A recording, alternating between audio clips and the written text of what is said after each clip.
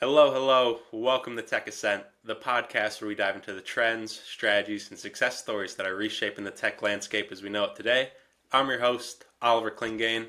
I'm also the founder of Ascension, the premier biz development partner within tech. Today, we're joined by a great guest, joined by Rami Darwish, the co-founder and CEO of Aero Labs. Rami, welcome to the show. Thank you, Oliver. It's great to be here. I'm super excited about our session today. I think we have a lot of fun stuff to talk about. It's great to have you on. It's also great to meet you. Would you mind telling the audience a little bit about yourself and what you do with Aero Labs? Sure. Like you said, I'm the co-founder of Aero Labs. I founded Aero Labs in 2018 with a mission to solve a global problem when it comes to service delivery for large corporations that rely on thousands of people and thousands of moving parts to be able to deliver like different kinds of services for their customers. And the biggest problem they have is the logistical orchestration of how that service gets delivered. So we founded Aero Labs to provide a software platform that uses AI components to be able to build and orchestrate that flow for those customers. And I'm very glad that your dog seems to concur. Yeah, we'll be able to edit that one out, but we can Now you have yeah, to. Cool. I think the mailman just dropped something off, so they don't like that. But yeah, Cool. so Rami, it's super interesting and it sounds like you found a great problem to solve. What background did you have that made you even identify that problem to begin with? Yeah, so before founding Aero Labs, I used to work for a blue chip software houses, and basically I had a specialization for large citywide projects. And kind of what drove me insane was like we'd have like great command and control systems where we kind of get a lot of data ingestions from different things that are happening. But then there was a huge manual process that happens when we needed to send people out to do repairs or send people out to do inspections or do something like that. Like that entire process became manual. And it's all based on like paper, walkie-talkie, clipboards, calling. So it was just a huge disconnect that I found between getting information and then sending that information back out for execution. So I found that the execution piece is completely manual. Mm-hmm. So it was a big industry with that was essentially lacking digital transformation, so to say. It- You're exactly right. And when you kind of when you think of the world today, like it is the largest segment of the industry that's still not digitally transformed, what people might refer to as like blue collar workforce, which is massively still reliant on archaic tools, although it is the biggest chunk of employees worldwide. Over 1 billion workers are make up part of that demographic, that work demographic. So, and it's crazy that they still don't have the right digital tools. And how long have you guys been in business? So we started in 2018. So about 6 years, 6.5 years so far. So the first couple of years we were it's a very complex product. So it took us a couple of years just to build it and work with some early adopters, just figuring out what's common across a lot of different industries because we wanted to build a horizontal product. We didn't want it to be verticalized towards one industry. So we talked to a lot of customers from telco, logistics, utility, large infrastructure like seaports and airports and things like that to kind of figure out, how does this problem in all of these different verticals and what are the common things that are between those verticals that we're solving for. Mm. Yeah, nice, nice. And obviously, been in business for 6 years means you went through the pandemic. Do you think that presented itself Yeah. as an opportunity? Was that a threat to your business? How did that play out in the early days? I mean, to be honest with you, it was it it only amplified our message. I mean, I know like the pandemic hurt a lot of people and a lot of businesses, but it only amplified our message because we happened to be serving, um, you know, industries that are critical, like utility, telecom, that needed to function regardless of pandemic or no pandemic. They just need to function all the time. They need to be active and working. So from that perspective, it helped us a lot that we were working with an industry that's already critical, and they were looking for, they were looking for a solution. So from that perspective, it was positive. The other perspective that it was positive is because now these teams were disjointed to start with without digital tools, but now they became even more disjointed as their management had to sit at home, and remember that whole phase where there was lockdowns and everything else. So it only amplified the need for being able to communicate command and control from wherever you are with your entire frontline team. Nice, nice. Yeah, you gotta play the hand that's dealt to you, and obviously not ideal, but starting a business in 2019, give or take, going through that, I'm sure Yeah, it helped you lay a solid foundation. If you can survive that, you can keep things rolling. exactly. But Exactly. that was one big boom over the last 6 years. Obviously, AI, and now a focal point of Aero Labs is automation. That's become very popular talking point as well. How has that essentially played out into what you guys are building? Yeah, so we're focusing on the part of AI that helps us solve very complex problems. So when the customers that we're dealing with are dealing with thousands of work orders or work tasks that need to be done in a single day, and these things can be federated across hundreds of miles apart, involving equipment, trucks, working hours. So when you think of the complexity of, I need to get person A to this place with this equipment in that particular time frame to do that piece of work, and then you multiply that by thousands, that's where we've used AI to really play a role into taking all of these variables of like travel time, skill set, machine learning about people, like what they do best, what are they really good at, talking, figuring out optimized routing in order to save fuel as well, to make sure that there isn't any wastage of fuel, and then basically forward simulating work schedules based on historical data and incoming demands to be able to project for each client what his next month is going to look like, and that will help him resource correctly and staff correctly, etc. So it's all of these things together where you just AI like fit right in to get train an algorithm on all these different variables, and then have the AI give you the most optimized outcome of that, and then deploying it for the customers to execute. So it's it was a very, very complex things to build as well, because of all the different variables that we had to deal with.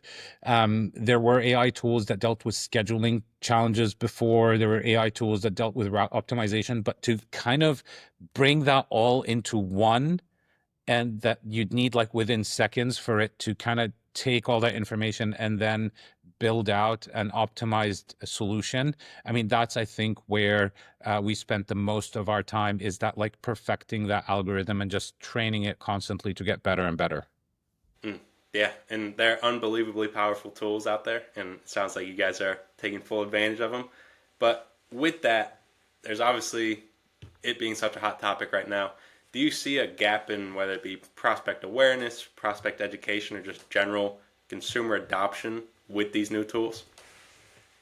I think there's a lot of areas where people have rightfully think about it, like there are areas where there is just an inherent bias in AI, because at the end of the day, AI learns from us, and human beings are inherently biased. So that those biases also go into AI. So you can't just completely fully rely on it. I think we're still at a stage where we need to have human intervention in terms of making sure that things are happening in the way that they're supposed to happen. So I think one part of it is people are still adjusting to the whole ethical component, to make sure that there's no unethical practices that are happening with AI. And I think that's a big topic. I think the other topic is also a fear that people have, connecting AI with job loss, rather than probably looking at it in a different perspective of reskilling and creating new jobs. So I think it's looking at it from both perspectives. And the last component I think that's important is I think people still have some misconceptions of what AI can do. So we're not there at the Terminator scenario. That's not, and that's not the direction things are heading. But I think there's still a lot of misconception about what can do. And to give you an example, my engineers use some AI tools to help build in the software development and coding, but those tools are like a very, very, very junior engineer building software. There's a lot of mistakes, a lot of problems with the output of the AI, and then you still need a human being to verify, is the AI's work correct or not? Because there are some things that he just can't understand, right? There's just some logical interconnections that he can't make those logical connections himself. So I think if you think about those three areas, AI is an incredibly powerful tool to help us with being a lot more productive and a lot more efficient. But at the same time, it's still very nascent. We're still in the very, very early days of what we can do with it. And I think people are correct to be cautious and careful in kind of dealing with it and thinking about it.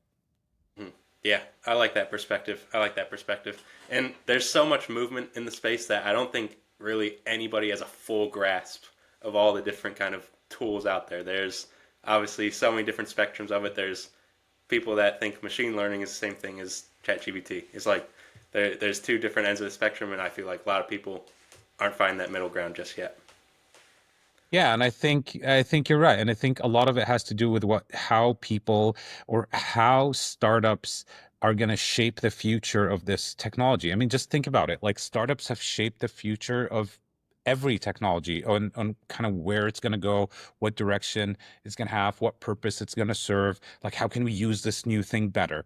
So I think startups are going to be like shaping the future of how AI is going to evolve into our lives. But if you ask me personally, I'm not of that opinion that AI is going to replace us and we're all doomed. And I'm not one of those people that think this way. I think of it as a great enabler, like the internet has been a great enabler for the past 30, 40 years. I think AI is going to be a great enabler for the tech that we're still yet to build. Most definitely, most definitely.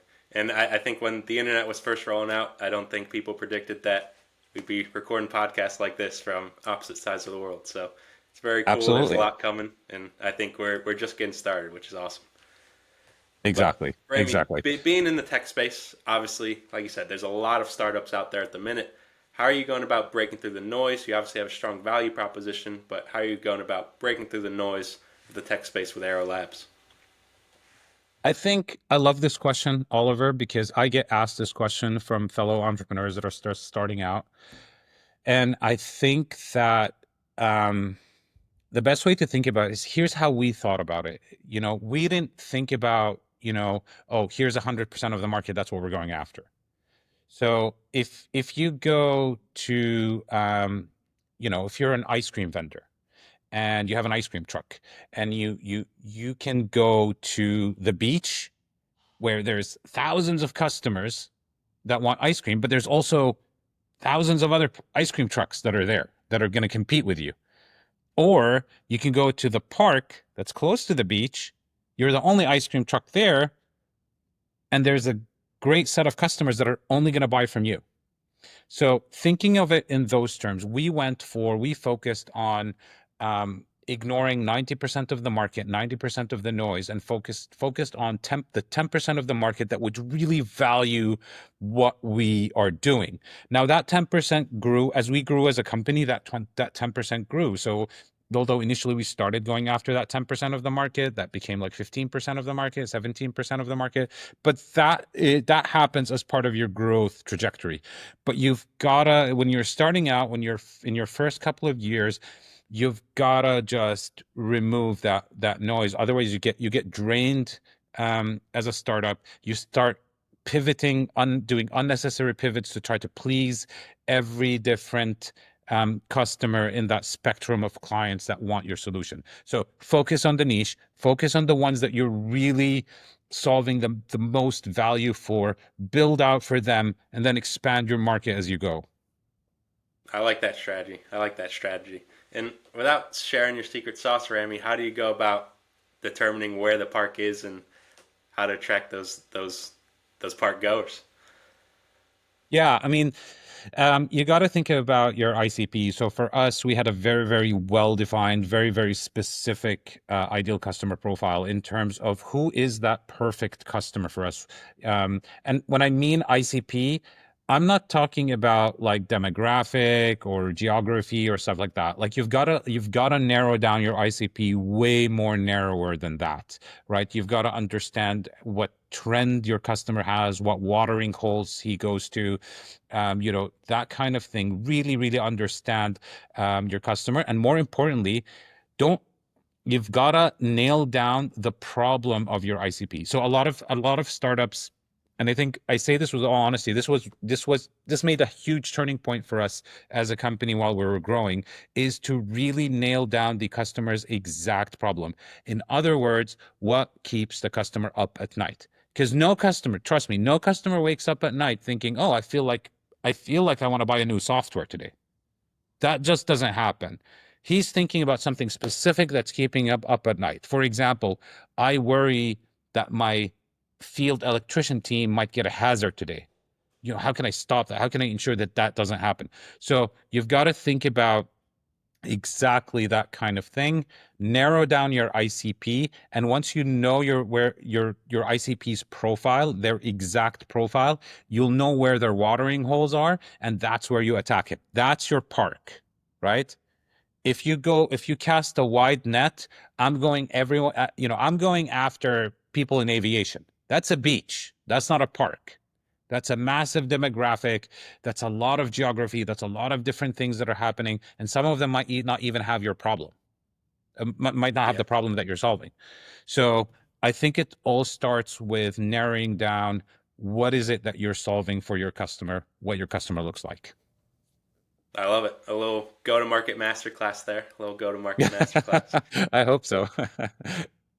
And Rami, I appreciate you sharing your insights, but looking forward now, what is the goal for Aero Labs? What's the vision? What's the mission? What's on the horizon for you?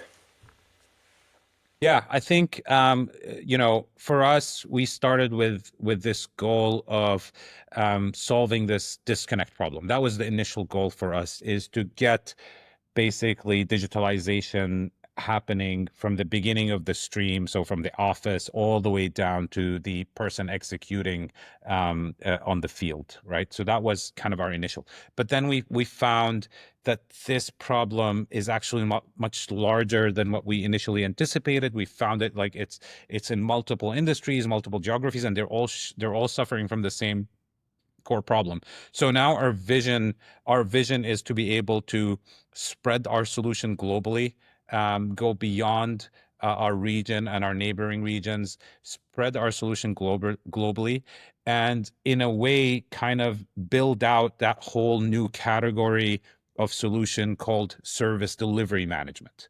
And that's kind of what we've evolved into. Obviously, bringing also capabilities within AI to solve these complexities, and introducing that capability to such a disjointed and disconnected industry. I think our vision is to kind of be the first people to really do that at scale. I love it. I love it. And it sounds like over the last 6 years, you've built a great foundation to continue these expansion efforts. So I wish you guys the best of luck. Thank you, Oliver. It's super exciting. We're excited about the future, and what the amazing things hopefully we'll be able to do going forward. Yeah, no doubt, no doubt. And Rami, I got one last question for you before we wrap up. And it's one of my favorite questions to ask founders. What is one lesson you wish you learned earlier in starting your business that would have helped you today? Oh, tough one. Um, I would probably cap that question at I would have probably raised my funding rounds at different times without expanding too much around that. But like I would have, if I could go back in time, I would have still done it, but I would have done it at different at a different point in time, which would have helped us accelerate even faster. No regrets, but I think that if there's something that I would have done different, it would be how we've done fundraising. Money is such an important part of the journey. And how you manage your resources and your money is such an important part of the journey. And you need to kind of like be careful on what inflection points to do it at and at what points in time to do it at. Too early is a problem and too late is a problem. So you need to do it just at the right time. So yeah, Rami, I really appreciate you sharing that, what you guys are building with Aero Labs. But I got one last question for you before we wrap up. If there was one piece of advice or one lesson you learned when you were first starting this company 6 years ago, what do you think that lesson would have been that would have helped you out today? Yeah, so I think like when I think back on that, I mean, I don't believe in regrets, so don't there's no regrets, and kind of every journey is unique and you need to make the mistakes during the journey. But looking back, I would have rethought about how fundraising works, and just to be better prepared on the when would have been the ideal time to raise different rounds. So if I could go back in time with the knowledge I have today, I think I'd do a better job at that, because it's really it's a really important element. Money is a huge important element in the journey, regardless of where you raise that money, angels, banks, whatever. But it's an important part of the journey, and having it too early, creates certain challenges and problems, and then getting it in too late creates another set of challenges and problems. So doing it at the right time is key. For sure, for sure. And if there's any executives out there that are listening that are going through fundraising right now, is there any indicators you would look out for to maybe identify that better timing? Yeah, so I would say it depends. Think about why you're doing the financing. What is the objective and the purpose of that funding round? Is it product related? Do you need the money to build because you need to urgently build out more capability, or are you doing it to grab market share or expanding? So and then based on what you need the money for, there's specific indicators, whether there are customers where you have that product market fit with them, and that product market fit is very very clear, and you can very clearly calculate every dollar that you're spending. What is the ROI on that dollar? Like once you reach that point, that's a huge indicator of, yep, this is the right time for us to do that. Do I have a well-defined sales machine? Do I have a well-defined sales cycle and sales motion that I can predict kind of what happens with that money? The other part on the product side, do I know what my market needs in 12 months time that I need to start thinking about and building today and hiring resources? Because a, a big point that gets missed, it's even if you need to build out certain capabilities, there is the time it will take for you to find those resources that can build it, bring them in, train them. So you're thinking about 6, 8, 12 months down the road. So getting that right, that's the feature I want 6 months from now or 8 months from now, and that's what the funds and resources I'm allocating to it.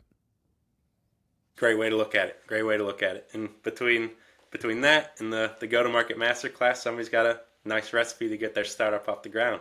So, Rami, I really appreciate you taking the time, coming on the show, dropping some gems.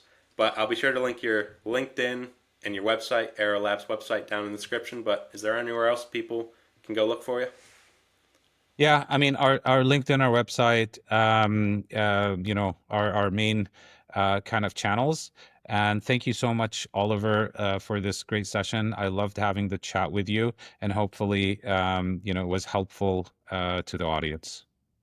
No doubt it was. And it's been a pleasure to speak with you as well. And for everybody listening, thank you for taking the time to listen to us talk. I hope you guys learned a lot. And Rami, thank you once again for coming on the show. Cheers.